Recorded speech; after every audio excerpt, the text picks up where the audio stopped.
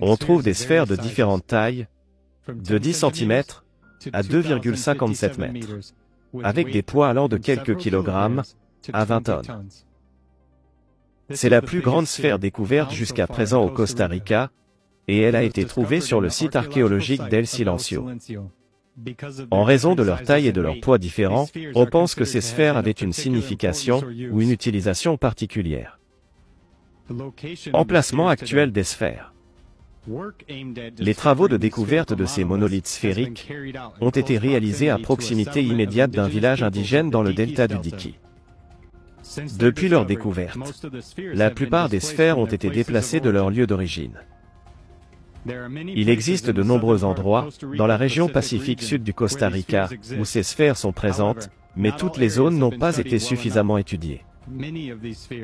Beaucoup de ces sphères ont été déplacées à San José, la capitale du Costa Rica, et se trouvent dans des musées ou des bâtiments gouvernementaux importants. D'autres ont été sorties du pays, certaines rapatriées, mais la plupart se trouvent dans des lieux visités. Nous savons qu'en dehors de ces incroyables monolithes ou artefacts sphériques du delta du Diqui, des sphères similaires ont été trouvées sur toute la planète. De manière surprenante, on a récemment découvert des endroits où l'on a trouvé des sphères de taille et de poids similaires. Ce qui est intéressant, c'est qu'on les trouve très éloignés les uns des autres, dispersés sur différents continents. Cela nous incite à examiner de plus près leurs utilisations possibles et l'utilité qu'elles auraient pu avoir pour différentes civilisations antiques.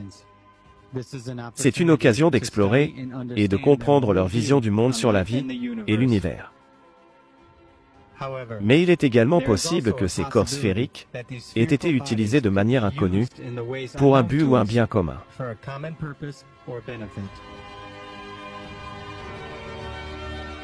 Dans de nombreux cas, des sphères ont été trouvées dans des zones adjacentes à des pyramides,